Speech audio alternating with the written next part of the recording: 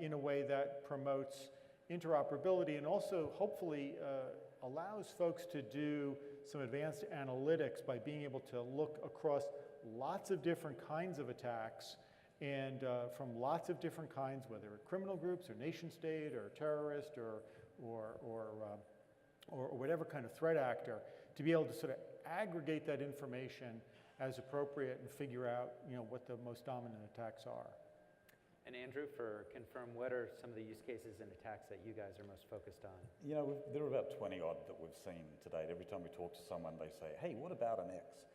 So everything from, we demoed with Google and Ping last year at the Cloud Identity Summit, something as simple as password resets and being able to tear down sessions that exist in multiple sites. So if you've got using an IDP and the password's changed right at the moment, we don't have revocation in most of our protocols for dealing with identities and credentials.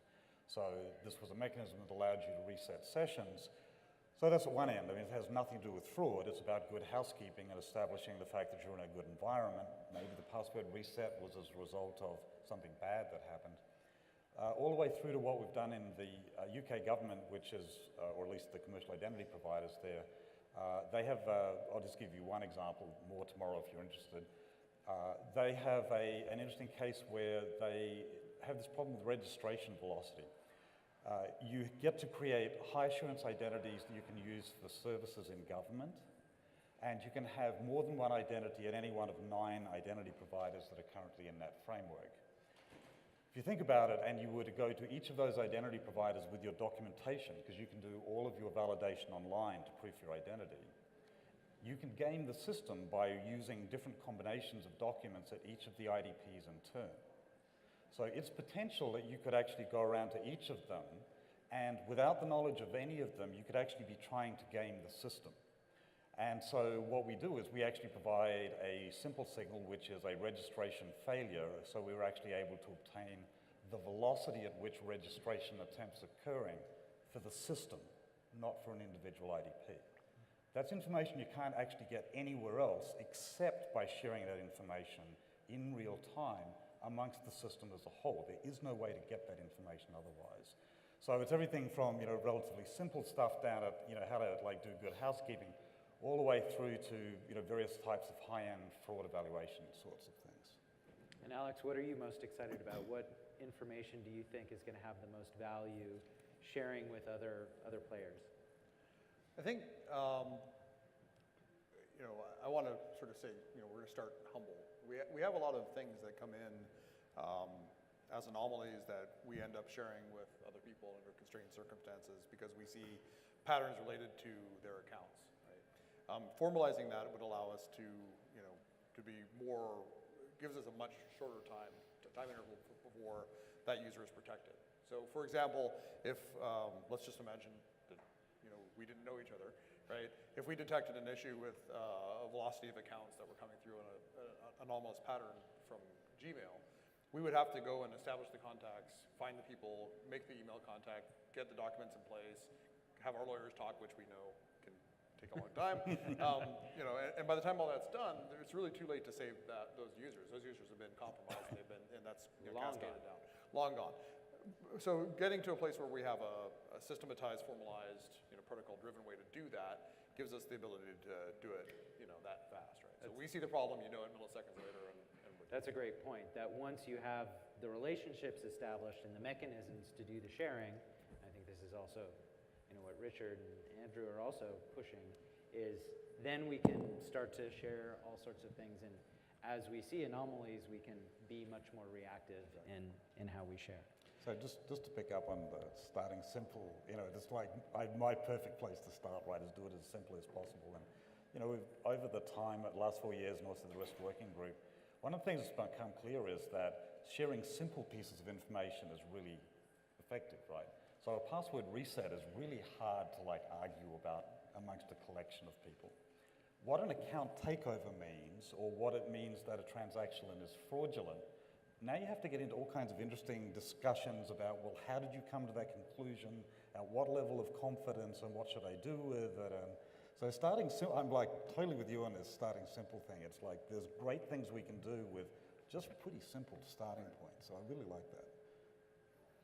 So next comes like, whom do we share this information with? So realize that starting simple, there's even a lot of money on the table there if we can start sharing that. But I'm how do we, hoping so, yeah. you especially are hoping so. How do we decide, whom do we share that with? What kinds of models might we explore to figure out who should get that? Because if in the case of like RISC, we're sending information about a particular user or a password reset or a hijacked event, who should get that information? You know, what we've found is that it's really dependent on the collection of folks that you're talking to, right? So with your email account, you know, email provider usage, you know how each other plays and you have an expectation about semantics and it's easier to do stuff. The high assurance identity providers in the UK are another example. We talk to healthcare folks. There's a bunch of these different, we call them paddling pools, basically. And the answers are different because they all have different like expectations about privacy and trust frameworks and everything else. But our general principle is we don't want to share anything unless you have a quote-unquote reasonable reason to know. So for example, if you've used an email account as part of the registration process, then knowing that an email account goes bad, you can kind of justify that that makes sense. If you don't have that connection, then you know the wheels fall off really, really fast, and it's hard to get any agreement about what you should share. So the basic principle is something around that idea of a reasonable and justifiable reason. The actual implementation varies dramatically, though, depending on the compliance, the risk amount. You know, so in the US, for example, we're actually allowed to share almost anything if we really wanted to, in both you know, noting and protecting people against fraud. We actually work very hard to like go completely the opposite extreme to share almost nothing, even though there's bigger coverage. Different countries and different environments have really different kind of statements, though. Right. Richard, what are you looking to foster within the STIX taxi ecosystem? Well, I definitely echo what you just said, and that is, you know, there's not one size fits all approach to this. So, you know, again, when I put on the standards hat, you know, we're trying to create this common plumbing, this common ecosystem, and then build applications and sharing programs on top of it. So, you know, we run sharing programs at different levels of assurance that have different criteria for participating in. But then really what I've spent most of my time trying to do is work with the private sector entities, especially information sharing and analysis centers or information sharing and analysis organizations, ISACs and ISAOs, to promote private sector entity to private sector entity sharing, and that's actually been really successful. And so in the financial community, you have something like the FSISAC, which has, I think, 7,000 member organizations worldwide. They have their own criteria for who can join and what information they share, and then they'll share a subset of that information with other ISACs in other sectors, and maybe they share an even smaller subset of that with the permission of their members, with the federal government, and it all sort of goes round and around. So it really all depends upon what it is you're sharing. I think the number one thing to be clear about in any kind of shared signal environment is just a very explicit understanding of who will get this information and what can they do with it. And I think going in with that, you then avoid I didn't know you were going to share it with them and do that with it, because often people have interesting expectations. Right. I agree strongly that getting the framework up front is critical, and getting those expectations up front is critical. But we think about it, I think a little bit, you could categorize, you know, environmental data. If I'm sharing threat signal about, you know, IP or machine, that can be different from sharing information about what we would call a known bad actor, you know, someone who's a fraudulent machine-created account or something like that. And then different again from sharing information about a good user. And without making moral judgments, it's a real person who's really engaged in our service. And in that latter case, I think that we tend to be you know, pretty strict about thinking, okay, what is the absolute least we can share? And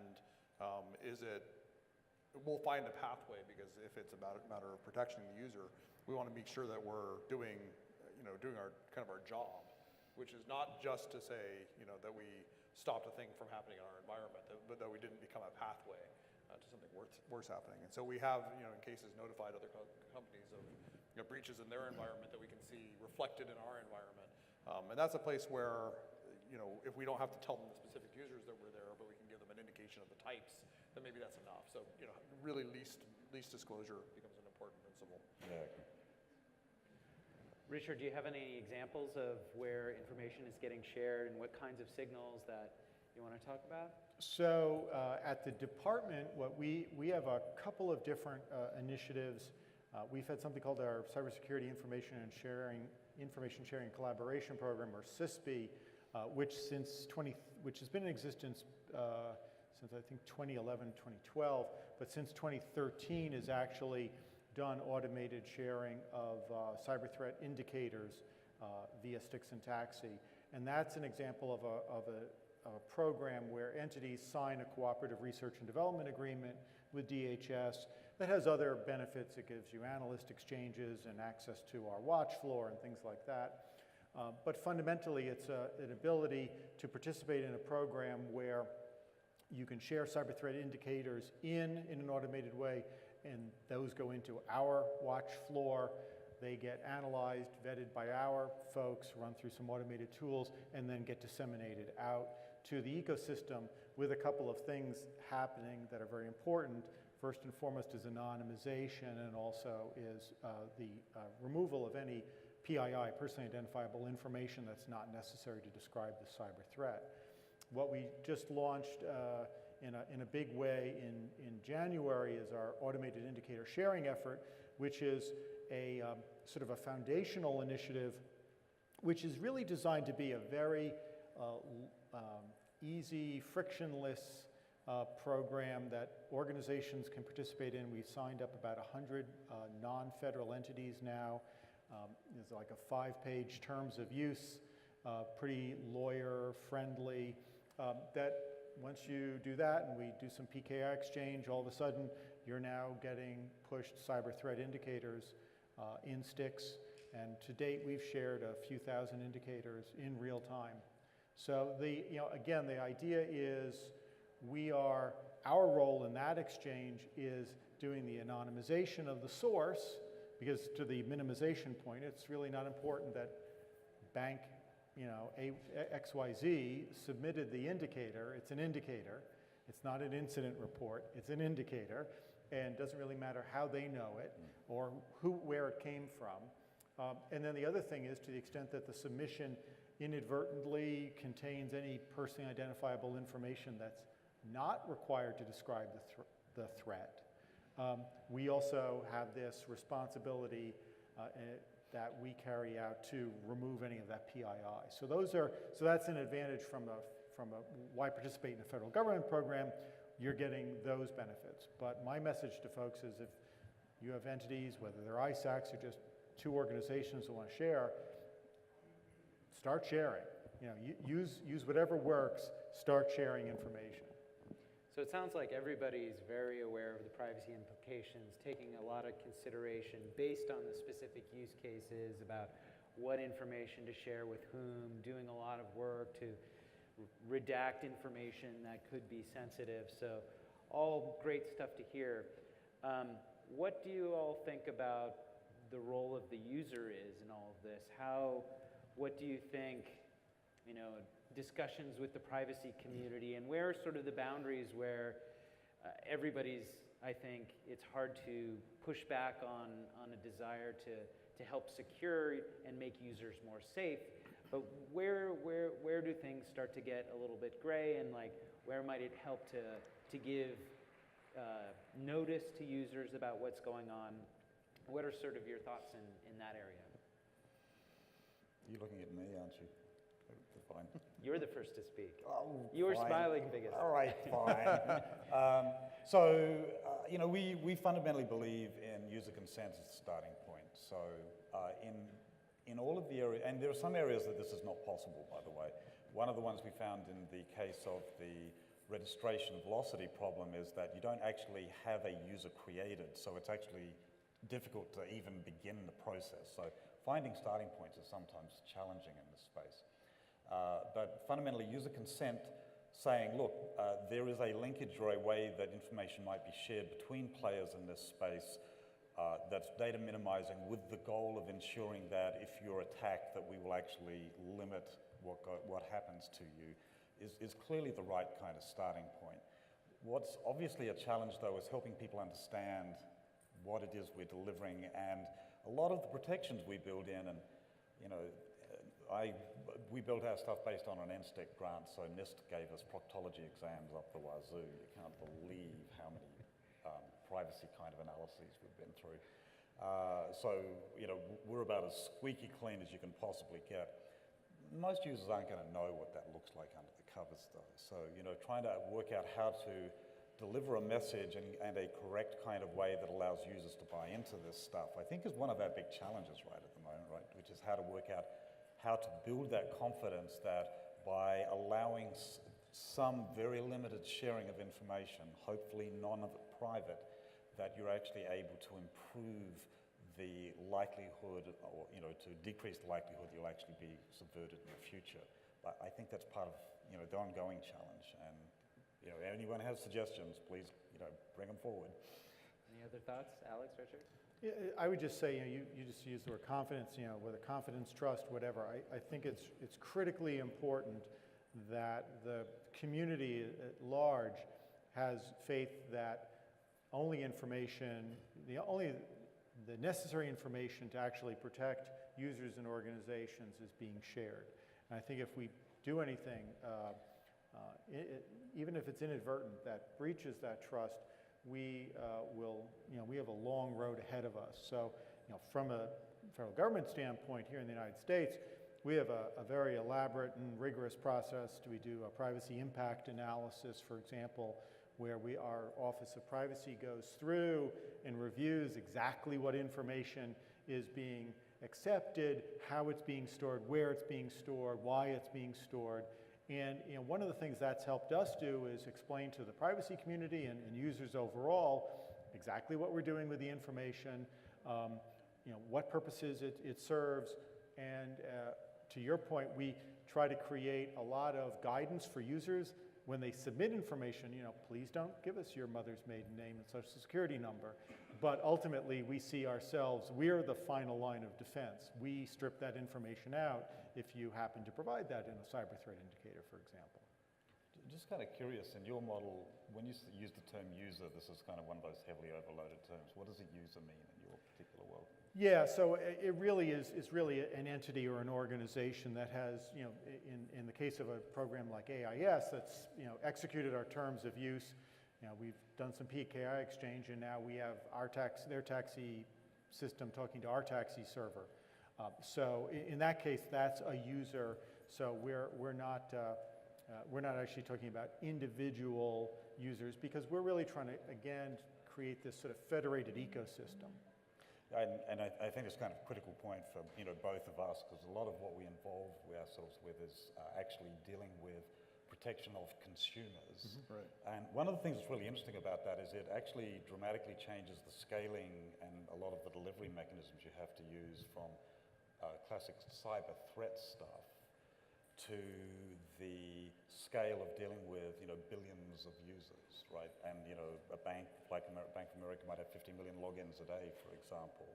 The scale just goes up enormously associated with all this, and then you have these squidgy consumers that you actually have to convince about this stuff. Yeah, and I think that, from a terms of use, if everybody reads their EULA, I think most of us would find that, somewhere in there it says, hey, we can look at stuff to protect you. Right. But that doesn't matter. What matters is kind of how does the user feel about what's being done?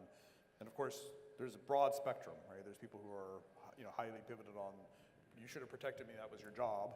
And there's people who pivot heavily on, that's my data, leave me alone and put the tinfoil hat on or whatever. And so somewhere in between there is your balance point. And the question of course is how do you communicate effectively to that spectrum of people, and set those expectations fairly in the beginning of the conversation. I think that if we can get to more, if we can drive towards more of an opt-in model, you're going to get some basic protection, and then we'll get to a place where we can say, hey, and there's an additional handshake since you've chosen, for example, to pick on you, since you've chosen a Gmail username, can we actually get you to just go ahead and sign in so we can have a federated relationship here instead of just a an email relationship, and then we have and we have your permission to notify Google in case of situations going wrong, and then we can, fast path it even better. I think that, getting that perception thing right is the key, and of course, how does, you can't satisfy everyone, that's quite certain, right? So getting, as much sort of, look, we told you and we got your consent up front is really key. I like the email version you've got. Do you mind if I pick up on this point? Please, this is great. He's got I've kind of trying to find language to talk about this stuff is really challenging because it turns out that the IDP, RP stuff breaks down really, really fast in this space because traditional RPs could be event publishers as much as IDPs, right? And in fact, there's a lot of benefits in that context. The email case I've kind of taken to referring to as like a loose federation because, there's no formal agreements or even place to put them in place. Google has, I don't know how many million companies that rely on it as part of its registration process, and things go wrong, then, there's this very asymmetric relationship and just this huge fan out. So, these are some of the interesting kind of aspects of dealing with, these problems. In a federation, you kind of have this tight agreement and arrangement, and it's kind of simple by comparison, so. Yeah, I think pinpointing it as a federated relationship is key. We should recognize that we are essentially, as soon as you accept a Hotmail address for password reset, you become a relying party. Right. Right, and Exactly. and we're all federating with each other in that way, with the mail providers. So a lot of different use cases, a lot of potential here. But I think we all realize that for this to be truly great and to truly help users, we need to reach a level of scale across the industry to really make an impact. So wanted to ask you all about, now that we have a bit of a blueprint about some of the use cases that we want to do, how we might share mechanisms, some of the privacy concerns and everything that we need to get in place, how do we actually grow the ecosystem to be at scale, and what are some of the challenges in growing the ecosystem so that we can make a sort of pervasive impact in helping to secure users? Okay, so we kind of have this philosophy that we call paddling pools, and in the US I think they're like kiddie pools is the equivalent, right? And it basically says, look, you end up with a group of companies that tend to be oriented around the same kind of problem space. They're in their financials, or they're in healthcare, or they're in life sciences, and we do it a lot, all these guys. And it turns out that ignoring everything else, there's a set of information which if those folks shared in a controlled way, in their environment, they can make a huge difference with just a couple of simple signals. It's just like amazingly dramatic, the kind of impact you can have. And then there's a second kind of view, which is the great unwashed internet kind of space, where in some senses you guys have, a lot of your existence. And then there's the crossover between the two of them that's kind of also fascinating in this space. So from our perspective, what we're doing in many cases is we're kind of lining up these paddling pools, and it's early days. So what we just finished in the UK was one of those paddling pools, and we're doing proof of concepts. We're proving that you can actually do something useful and get value out of it, and so we're kind of building progressively from that kind of perspective. Yeah, I think there's a tendency to want to have the one ring to rule them all. And I think that's probably mistaken. I think the point you gentlemen have made about sort of the difference between sort of the retail and wholesale, to maybe you put it in those terms, they're different kinds of environments with different needs. And so you may have to deal with billions of events. Minimization is everything, and you're talking about specific end customers or end users. And maybe in other environments, as we see a lot in ISACs, for example, and energy and healthcare and finance and defense industrial base, it's a different kind of information. And I think there's temptation to say, how can we solve this problem holistically?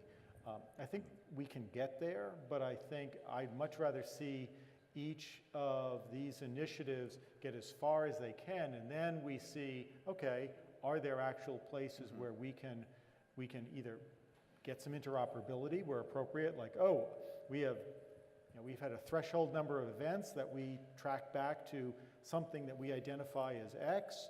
Let's now turn that into cyber threat intelligence and push that over so that ISACs can go and look through their repositories, as opposed to saying, let's do this all one way. So I think, we are still in the early stages. I think it is important that we be humble, we bite off what we can chew, but that ultimately we realize that this is a long game, and that we ultimately need to find ways to leverage automation and the cloud to our benefit, as opposed to being vulnerable as a result of it. Because someone asked me to try to sort of sum up where we were at a while ago, and I said we're kind of like a biological system where we have our bloodstream interconnects with all the parts of our body except our immune system. Our immune system does not interconnect. So you get all the bad stuff can flow through the blood system, but we're not actually leveraging that for the immune system. And I think this is really the ability to actually not only get the benefits in one area, but also get it from the benefits from in security and in creating that immune system. I think we will make, as much as I like to believe that we'll be perfect, we're going to make mistakes as we go. And I think that we're going to learn something about how users react to privacy sensitivity. And I think that we have to recognize that as soon as you put these signals in play in any kind of a formalized way, that we're not, it's not only the good guys who want to look at them, right? Because they want to know what we can see and see how they can exploit that data. It would be good if our mistakes were commensurate with our growth. In other words, I would hate for us to say, we're first going to apply it to everything and then find out where we screwed up. Right, I think it would be nice if we could apply it to a small thing and find out where we screwed up, and then and kind of grow it that way. And so that as we arrive at that place where we're massively scaled out, we've arrived there in a way that has the resilience that comes with some experience. And everyone here has said it's early days. It's early days, right? We don't have a deep experience yet of what this kind of threat signal sharing looks like. Right. Yeah, that's right.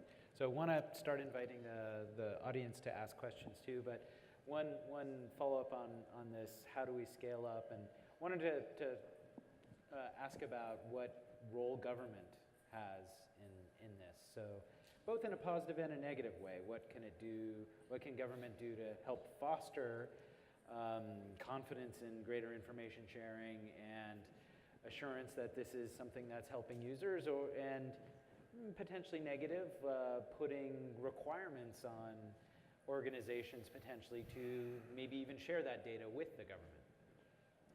Richard, I'm gonna start with you. Yeah, That's a good place to start. Fair. I think it is. The government has a role to play, I believe. My personal philosophy has been that we should.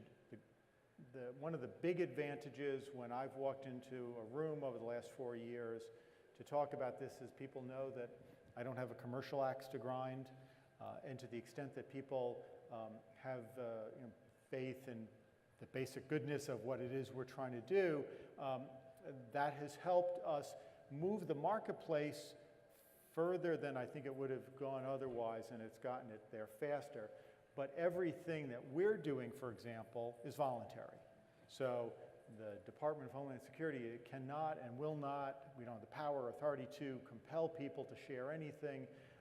We are trying to create an environment where we can create incentives for private sector entities that wish to share some set of cyber threat indicators with the federal government for ecosystem benefit to do so. And so what Congress did is gave private sector organizations liability protection. I will note, however, that liability protection also applies if Bank A shares with Bank B without going through the federal government. So if you come up to me and say, Rich, I share 2 gigabytes of threat data every day with my sector or my trading partners or my supply chain, but I don't share with DHS or the federal government, okay. I'd rather see people share. I'd rather see that ecosystem.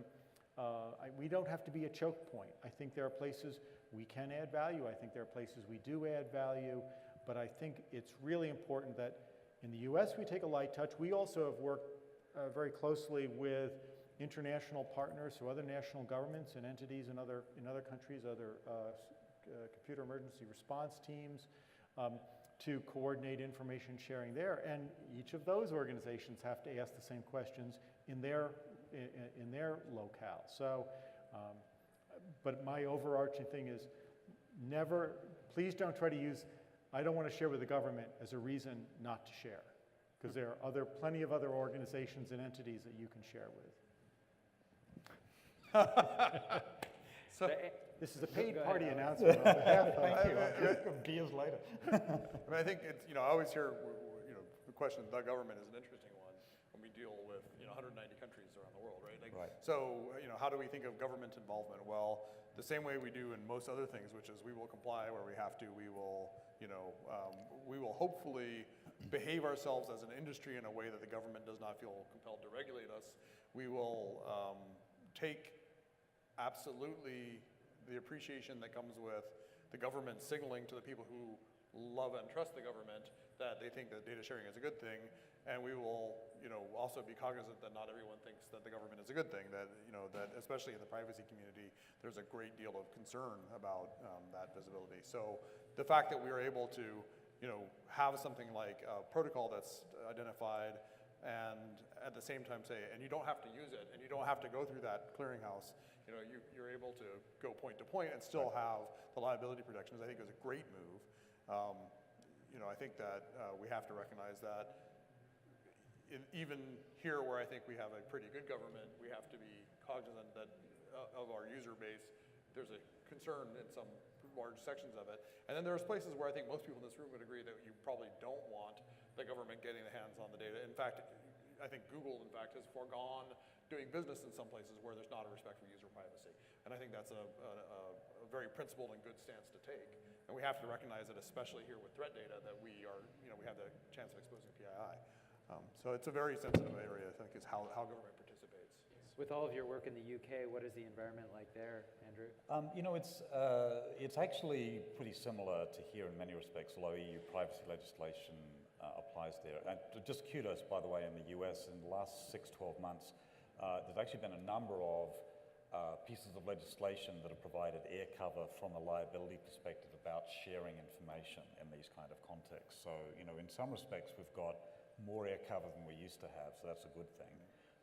STIX actually funded to, have us build the system, so government's also been investing to try to do some of this stuff, as kind of the UK as well. The UK government's a really interesting position because it's one of the few governments anywhere where you can establish high assurance identities entirely online.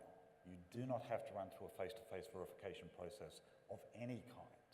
And it turns out that's a fairly interesting kind of process. What the value of that is, they've actually provided a bunch of guidance and mechanisms that allow you to understand how identities get created and what to do with them. So it's actually a really good starting point in a lot of respects in terms of how you actually move through there. What was really interesting to me in the context of NIST, by the way, was that part of the proctology exam we got was they did not want us to have anywhere resident, and we completely agree, we'd already designed it this way, but they did not want to have anything that could be found by law enforcement if they came knocking at our door.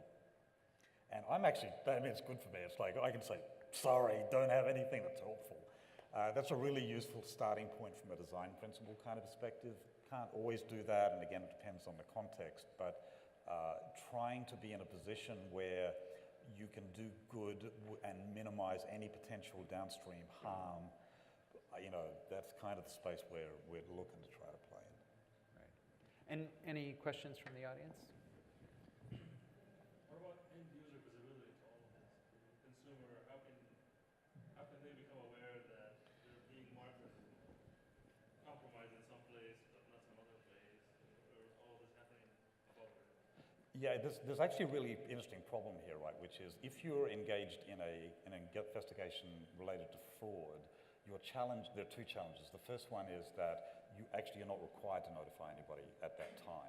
But more importantly, because of the environments we operate in, letting someone know that they may be suspicious, you don't know who you're notifying. It could be the bad guy, and as a result, you cause downstream impact as a result of that. So this is a really hard problem, right, to work out how to convey that. We have two user-oriented use cases. One is the notification one, and it's related to, and it works best if there's a second channel of communication to a trusted place. So if you have a wallet type environment, for example, it's trusted that you could deliver a notification into completely separate from any of the stuff that was under attack, that's a starting point for that. We have the flip side, which is what we call the big red button use case. And this is the case of where you say, instead of Google or Microsoft, who are really good at doing fraud evaluations, coming up and saying, I think there's a problem here, this is where the user says, I think I've got a problem. Like, please help, I'd like you to stop all activity on all my accounts, or at least force a password reset or whatever's appropriate, right? I would like to hit the big red button because I would like to feel like there's some way that I can be back in control of what's going to happen. You also have the same issue there, which is how do you prevent a denial of identity attack by having somebody hit the big red button on your behalf every other half hour, right? And so then you get into issues about you need trusted environments with strong authentication and a lot of other stuff to make it work. But there are ways it could be made to work. Is that kind of the sort of stuff you're interested in? Yeah, I can just comment on the Google side. We've been thinking a lot about this with our work in the RISC working group. So ultimately, we want to make as much of this visible as we can. So most of the signals we've talked about within the confines of RISC, change password, account hijacking, there are actually, we're notifying the users already with many of these things. Right. And so we're talking about adding information. So like when you change your password, we might say after you've completed that, that we've now notified your other applications that you've just done this. So we're trying to think about how we can do this inline in our user flows, where we can have, there's a place you can go with your account where you can see all of your OAuth connections. So maybe when you look at that, you can sort of see who is registered to receive signals for some of these changes. And hopefully as we start doing more of this and we start doing it with more players, then we can make users more aware of all of the stuff that's going on. At a high, explain to them that we are starting to engage in this level of sharing to help them, and then give them the sort of in-product visibility that will hopefully give them more confidence. Can I just jump in on one quick thing you talked about the big red button, and it just sort of makes me want to just mention something about, I think, an approach, and I'm hearing it from everyone up here, but I think it's worth repeating, and that is, I think we have to approach this with a we need to advance, we need to keep moving forward, but we have to do it in a way that is mindful of the potential for unintended consequences. Right. So whether it's the big red button, and yes, someone's pressing that on my behalf every half hour, helpfully, keeping me completely denied of any kind of identity verification, or I keep talking about immune systems. Well, our own bodies are subject to autoimmune diseases. So how do we avoid sophisticated threat actors from injecting signals into the system to get us to deny service to ourselves or to others, or to have other unintended or unforeseen consequences? So it's not a reason not to share, it's not a reason not to work on this, but it is something these are hard problems, we need to be mindful of it, we need to work incrementally so we see how well we've done. I think we have the potential to really start to change the economics here, where we can leverage machine speed communication, data analytics, and a raft of other things to turn the tables on adversaries who use all those things against us. I like to say that for far too long, our people have chased the adversaries' robots, and it's about time that their people chase our robots. And I think we have that opportunity, but we have to proceed quickly but cautiously. Other questions? I'm familiar with Richard's world probably more than the identity side. And a lot of the indicator sharing that happens there is broadcast, where one entity that learns it shares it with a whole group of people. Most of the examples that we've talked about with identity are point-to-point, where maybe Microsoft learns that a Google account is hacked. Do you ever see going to a broadcast model where maybe Google learns that a Yahoo account is hacked, but tells Microsoft because that account might also exist there? It would be helpful. I would say that it's early days at this point, so given that this is new, and I'm speaking for Google, Alex can answer for Alex, but that we would like to sort of go where we feel like to Andrew's point also earlier, that there's some user expectation that this is a natural thing to do. It gets to be, I think, harder to explain why we might share a piece of user information related to a user account with somebody that we don't know that that user has a relationship. That's a more difficult and complicated place to be. So I think we'd want to start out certainly doing it if there is awareness that this is really effective for users and that broader information sharing will have other benefits, and we can make that judgment on a kind of case-by-case basis, then maybe we'll go there. I mean, I would go, I think I take maybe a more radical stance on this than most. Like, I'm a fan of peer-to-peer, and in some cases, non-standardized pathways. And I'll explain why in both cases. For the peer-to-peer case, I think that there are trust relationships that evolve between companies that you need to be able to set up and tear down independently. And I think that signal quality between companies can be very different, and you need to be able to broker that signal quality for yourself. I assure you that signal that goes from my team to Google's team is scrutinized in statistical, like very deep statistical analysis to decide exactly what weighting that has in the overall user experience. We care a lot about that experience. So I think that's important. I think that, so that independence of pathway is important. The other reason that's important is because it gives you, no one attack pathway is sufficient to compromise all data, right? And there again, some variety in at least security protocols can be helpful there. We can coalesce in one path, but that becomes an awfully fat target, and so we have to think about that piece of it. So you have relationship independence, you have sort of signal quality independence, and then you have at least some argument for some security model in there. And then I think that, and this is assuming that you're dealing with people who are collaborating somewhat responsibly, right, as we're trying to do. And I think that's what RISC does in some ways, is it gives us a framework to say, here's what responsible collaboration looks like, right? And then I think that the other thing here, and it's not discountable in a world where we are actually all trying to encourage people to use our services, right, is that there's a creep factor that's really significant. And if, I get discovered that I'm sending data to someone that I should not know you have a relationship with, even if let alone sending data to someone that there's no evidence you have a relationship with, just in case, but sending data to someone that I should not know you have the relationship with, you haven't disclosed it to me, you haven't made it explicit. When you register a Gmail account as an out-of-band channel for a Microsoft account, you're telling me explicitly, I have this relationship, and it's a trust relationship.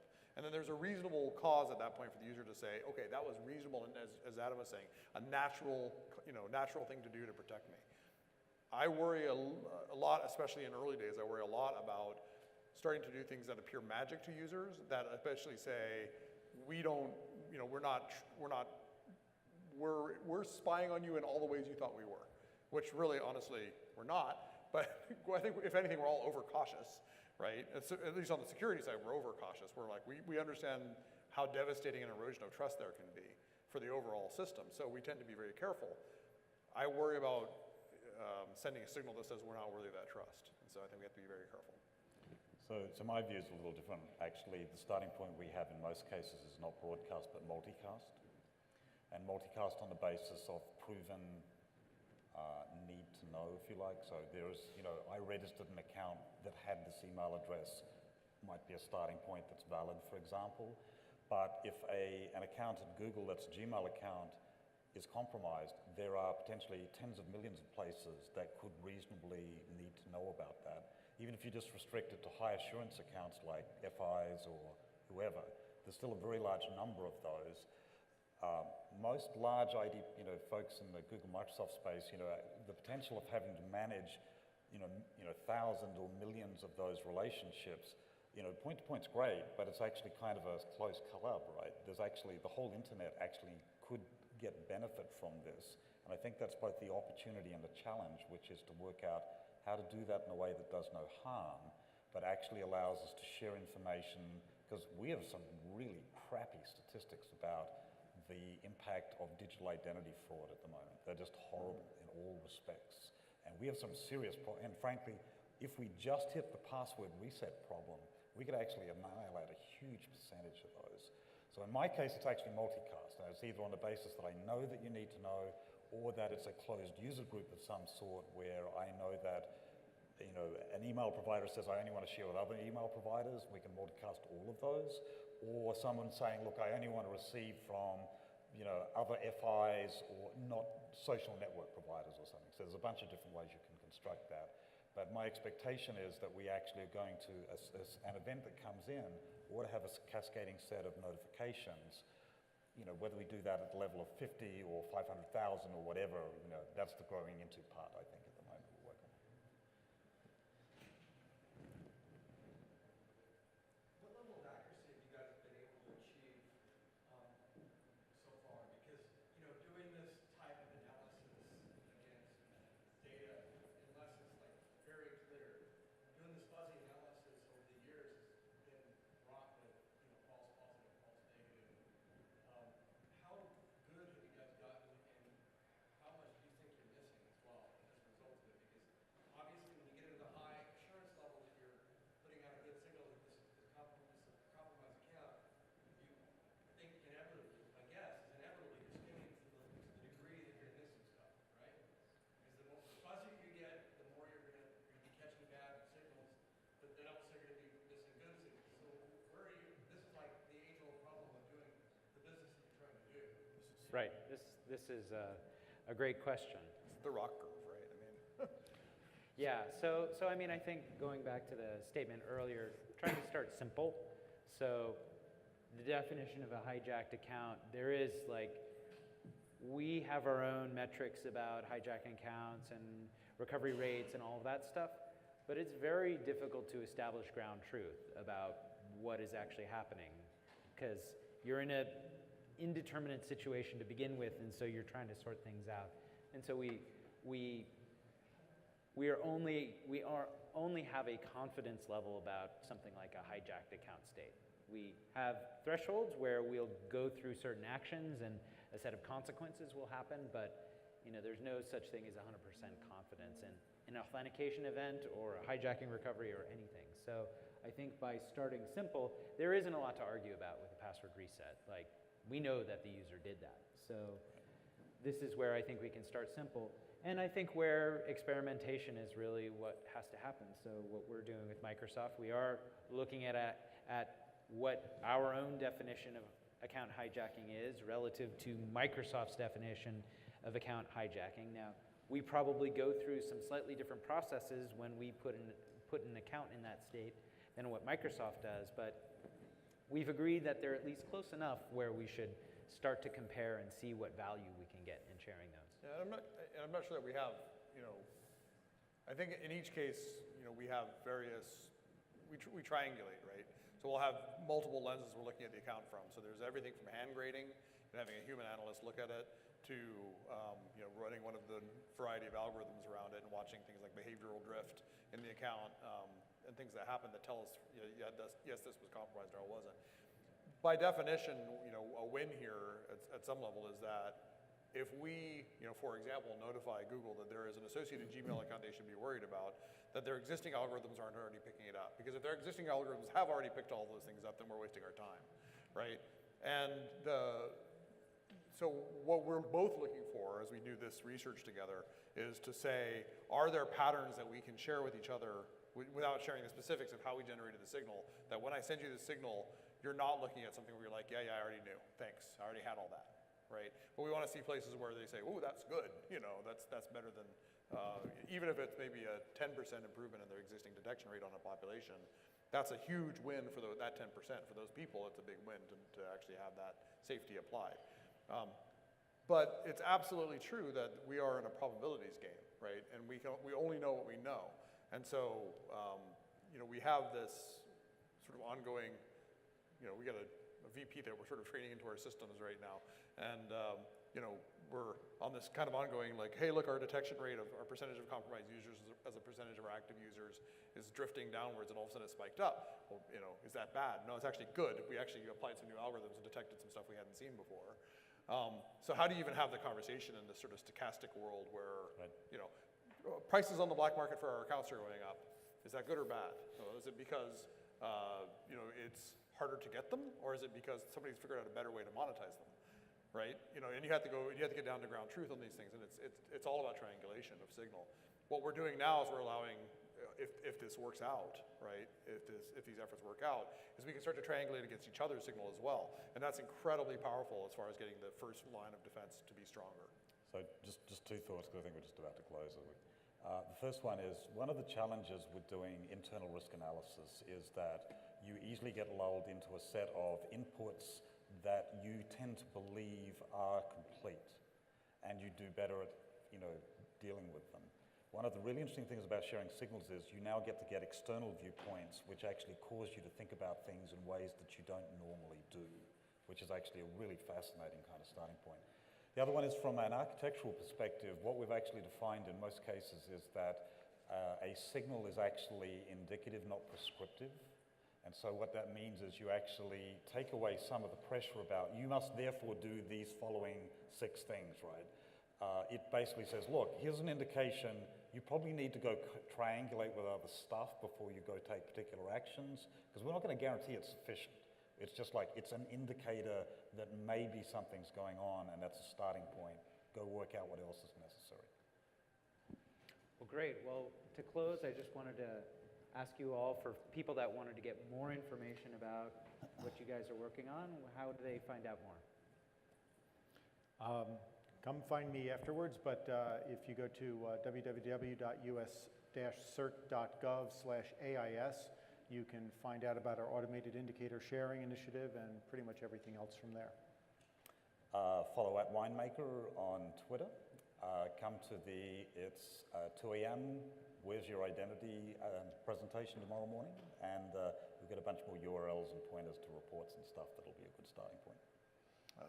At Alex_T_Weinert on Twitter, or AlexWE, my Microsoft, at Microsoft, you can spell it, or talk to me after. Yeah, and you can go to the openid.net and look for the RISC Working Group too. So thank you. Let's give the panel a big round of applause. Okay.